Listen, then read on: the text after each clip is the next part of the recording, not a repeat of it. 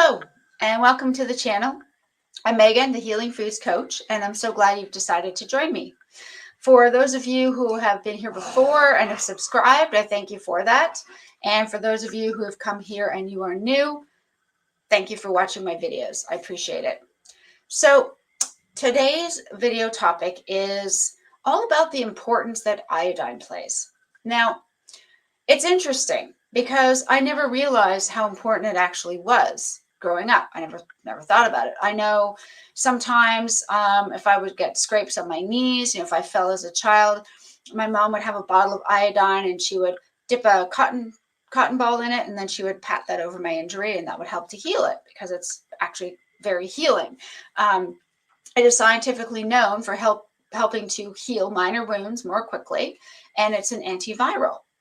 But what I didn't realize was how important it is to get enough iodine into our bodies to have optimal thyroid functioning. And as I've shared in other videos, the thyroid is the general manager of the other hormones. It's the thyroid that sends out its signals, sends out the hormone signals. Well, the thyroid gland sends out its hormones, which then signal the other parts of the body to do different functions. So that plays a part, it has a cascading effect, and it plays a role in everything from metabolism and digestion and fat burning to being able to regulate our body temperatures, having healthy hair and skin and teeth and nails, to whatever you want.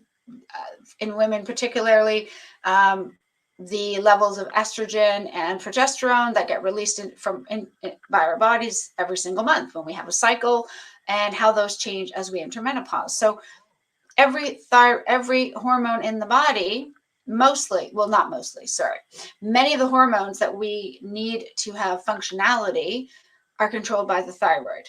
Now, we have other hormones, of course, but they need good health as well.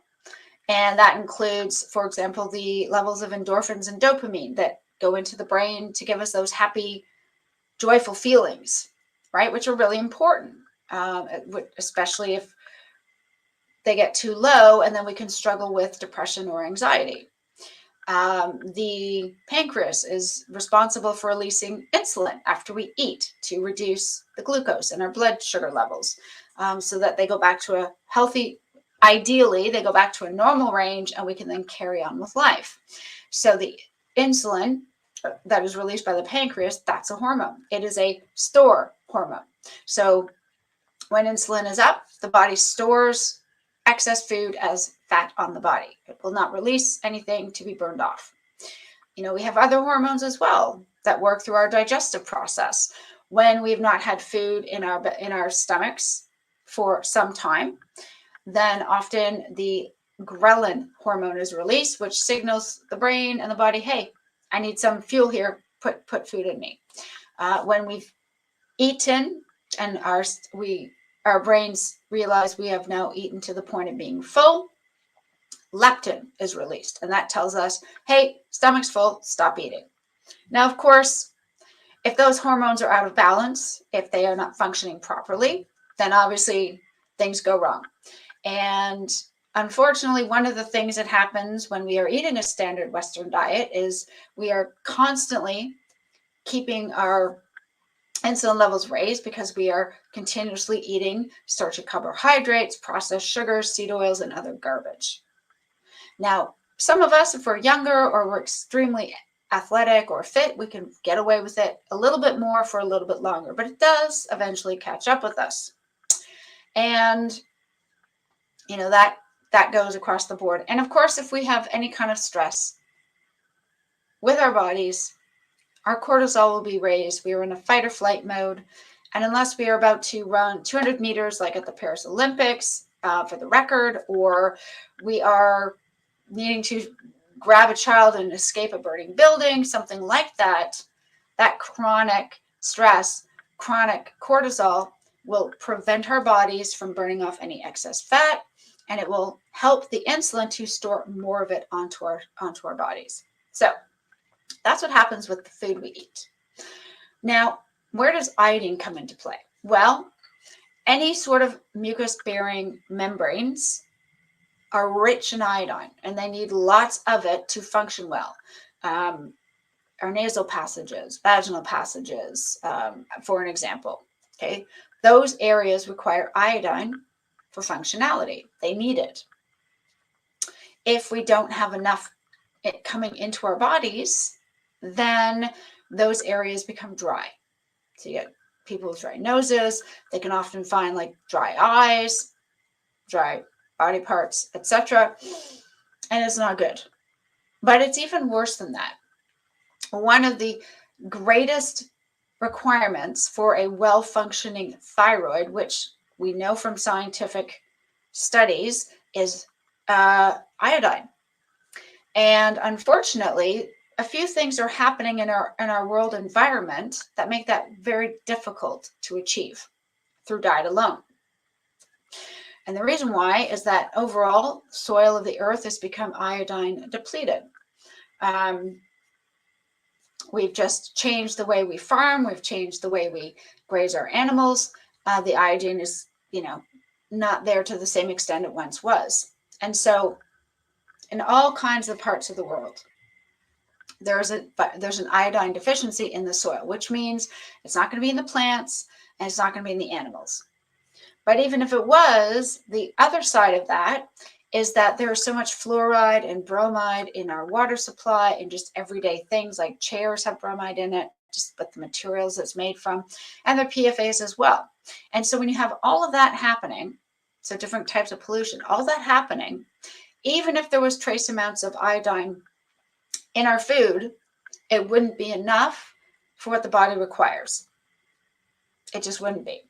And so even if, for example, in my case, even though I lost weight, even though I reversed my fibromyalgia completely, and even though I've been out of my wheelchair for a year now, walking every day, not needing medication, overall, I feel pretty good. But what I noticed was that my skin was still really dry and brittle. My eyebrows still hadn't fully come back. Even though I reversed my hypothyroidism, my thyroid still wasn't functioning optimally. And what I came to realize is because I didn't have enough iodine in my body. And so it was a very challenging situation. Now, I knew I had an underactive thyroid. I'd been diagnosed with it already. But even though I was feeling better, I still wasn't having optimal functioning. I was still having skin issues. I was still having dry, brittle hair. My nails were still peeling and cracking. Couldn't figure out what was going on. And then I dawned on it. I watched a couple of videos, one with Dr. Barry and another one with Dr. Elizabeth Bright, talking about the importance of supplementing with iodine. Now, I'm not talking about iodized salt, okay? This is important. Salt that is iodized is not going to actually be beneficial. And the reason why is because iodized salt, the actual iodine that's been put into it has been bleached out. And so any of the electrical elements that would have been there have been removed. So you're not actually supplying your body with the iodine it needs. And the crazy thing is that one of the things that was used to treat, for example, people who had goiters or severe thyroid issues was to give them iodine. Now, my understanding is that you can get them in gel caps in some parts of the world, but what I do is I use what is called Lugol's 5% solution. And this is created by a man named Jean Lugol, who created this solution many years ago and called it the 15% solution. Okay. Now, the 5% technically is the same as the 15%, but I think a lot of people were afraid of anything that said 15%, and so that's why you don't see it marketed that way. But I put a few drops into my decaf or into some water in the first part of my day, and then I'll do it again later in the afternoon. Why? Because I want optimal thyroid functioning. And I want to share this with you guys. I mean, it's known as a scientifically confirmed to be an antiviral, an excellent antiviral.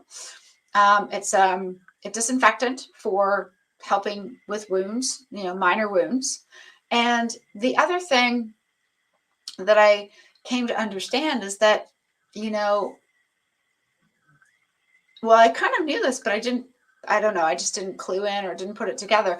But when people suffered from radiation poisoning after Chernobyl, and I believe also after both the Hiroshima and Nagasaki bombings, they were treated by giving iodine. Iodine was given to them as a treatment to help them heal somewhat from the radiation effects. So clearly, iodine has a very powerful healing component to it. And I would suggest that most of us do not have enough iodine in our diets because, like I said, the soil of the world overall is fairly iodine depleted just because of the wear and tear we've put on it as humans. But counteracting that, there's so much fluoride in the water and bromide and other chemicals that are in the water supply, used in everyday furniture and products that we have around our house, that there's no way that what little trace amounts we might get from our diet is going to be helpful. And the thyroid needs iodine. It thrives on it. It has to have enough iodine or it stops functioning. So I wanted to make this quick video for anybody who thinks they might have an underactive thyroid or definitely has an underactive thyroid. Try putting in some iodine drops. Again, dilute it in some water and take that once a day. Now, Dr. Bright recommends of the 5% solution, 2 drops, 2 little drops in some water every day. If you are trying to figure out if you need more because perhaps you have a lot of healing that you need to do, autoimmune conditions, other hormonal imbalance issues, check out her channel, see what she has to say. She is far more the expert than I am. I just know that it has helped me tremendously, and I feel like my thyroid is functioning optimally for the first time in years. So don't forget your iodine. Okay, we need to start with an excellent animal-based healing anti-inflammatory diet. That's the first key. Okay, you have to get rid of the starchy carbs and the processed junk and the seed oils and all the sugars and get those out first. Because as long as you keep putting that kind of poison into your body, a couple of drops of iodine are probably going to have very little effect overall because you're canceling each other. You're canceling it out, right? So start with a diet, start taking some iodine drops, dilute it, and it's a bit of a funny taste and you have to get used to the taste, but honestly, if you have good kidney function, then anything that your body gets in excess, it will simply flush out and it will not harm you. If you have kidney issues, then as Dr. Bright would say, then perhaps not. But if you generally have good kidney function, absolutely no issue with starting this out. And again, I take 2 to 3 drops in the morning and usually 1 or 2 drops again in the afternoon. And that's what I need as I'm building up my iodine levels because I was deficient for years, for most of my life. In fact, most of us are. But it is extremely powerful, super helpful. Yeah, absolutely. I think it's an important thing to include in our diets as we are, and you can find it, Lugol's iodine solution, go to Amazon, anywhere, and you can get it from there. It's not that expensive, easy to find, okay?